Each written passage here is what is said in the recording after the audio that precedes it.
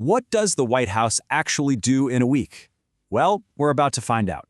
We've gone through every single official memo, press release, and proclamation from 1 week in October 2025. And what we found wasn't random at all.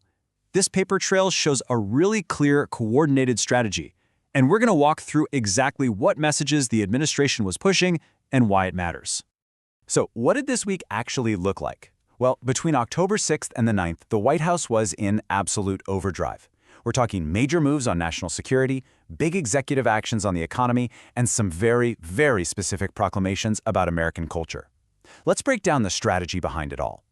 When you actually sort through all these documents and group them by what they're really about, a clear picture starts to take shape. You can see 4 key areas where the administration was putting all its energy this week.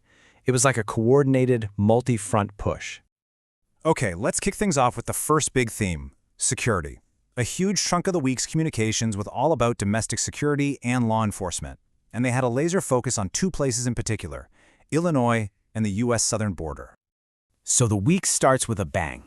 On Monday, October 6th, a presidential memorandum comes out. And it doesn't just ask for something, it orders it. At least 300 members of the Illinois National Guard are federalized, called into federal service, and their mission was spelled out plain as day: protect federal personnel and property. And they were not shy about the reasoning. The memo itself is explicit. This wasn't framed as just a precaution. No, they called it a direct response to a coordinated assault by violent groups who were trying to block federal law enforcement. Then, on the very same day, the White House turns up the volume with a press release. And the language is, wow, it's incredibly strong, very emotional. It takes direct aim at a policy from Chicago's mayor, basically turning a local city policy into a national security threat and framing it as a betrayal. And the press release didn't stop with just strong words. It got really specific, listing out individuals, their nationalities, and their alleged crimes. This was a clear strategy to connect that ice-free zones policy to real violent criminal cases in the Chicago area, making the whole threat feel much more immediate and concrete. From there, the security message zooms out to the southern border. The administration put out data, citing CBS News, to show this massive drop in border crossings. And the numbers really are stark, down nearly 90% from a peak of 2.2 million just a few years earlier. This was clearly being presented as a huge win for their immigration policies. Now, that same theme of taking decisive action, it carries right on over into the economy. The second major focus for the week was all about unlocking American resources, both here at home and even abroad, by using direct executive power. And again, on October 6th, it was a busy day, the president approves an appeal to push forward with this massive infrastructure project up in Alaska. We're talking about the Ambler Road Project, a 211-mile industrial road that had been blocked before. Well, this decision flipped that, giving it the green light. And of course, the White House put out a whole fact sheet to sell the project. The message was clear. This wasn't just about paving a road. It was framed as being absolutely essential for national defense and the economy. The document talks about getting access to critical minerals like cobalt and copper, creating thousands of jobs, and it even highlights a direct government investment that makes the U.S. a shareholder in one of the mining companies. The administration also turned its attention to a totally different kind of resource access, this time way up in the Arctic. The focus here was on securing shipping lanes and protecting national interests by building a brand new fleet of high-tech icebreakers called Arctic security cutters. And this wasn't just a vague idea.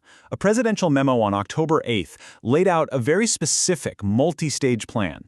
To deal with what it called a critical capability gap, the first 4 ships would actually be built in Finland. The idea was to then bring that expertise back home to the U.S. to build up to 7 more, hopefully revitalizing the shipbuilding industry in both countries. So here's the crucial point. When you put these 2 big projects side by side, you see 2 really distinct but parallel strategies to get to the same goal. One is purely domestic, overturning a previous decision to unlock minerals right here on American soil. The other uses an international partnership, even invoking a national security waiver, to rapidly build up our capabilities at sea. All right, so beyond security and the economy, there was another whole side to the week's communications. This involved a series of proclamations that were really focused on defining and celebrating very specific parts of American history, heritage, and culture. Take a look at the Columbus Day proclamation from October 9th. The language here is just exceptional. It calls Columbus the original American hero, and then explicitly vows to reclaim his extraordinary legacy from, and this is a direct quote, left-wing arsonists. It directly frames the holiday as a battle in a modern culture war. And this is what really highlights the theme.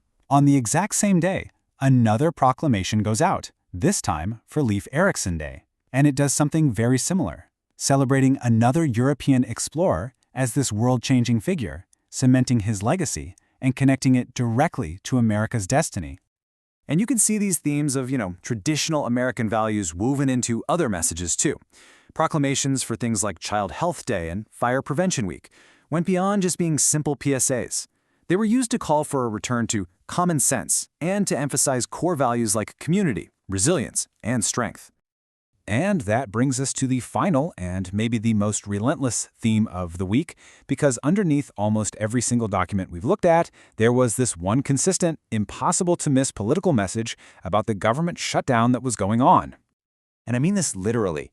This wasn't just a talking point they were using in press conferences. It was physically part of the official documents. A banner, complete with a running clock, blaming the Democratic Party for the shutdown, was slapped right at the top of everything, from those serious presidential memos to the cultural proclamations. And to back this message up, the White House started pushing poll data hard. A press release blasted out results from a Harvard Capps Harris poll, basically arguing that the public was on their side and that most Americans blamed the Democratic Party for the whole mess. And then, to really put a human face on it all, another release came out that was just filled with direct quotes from citizens. They highlighted the financial pain that military families, air traffic controllers, and other federal workers were feeling, aiming that narrative squarely at their political opponents. So when you take a step back and look at the whole week, a really clear picture emerges. This was not a random series of announcements. It was a highly coordinated week of messaging, all focused on decisive action, resource nationalism, cultural defense, and a relentless political blame game. And that leaves us with one final thought.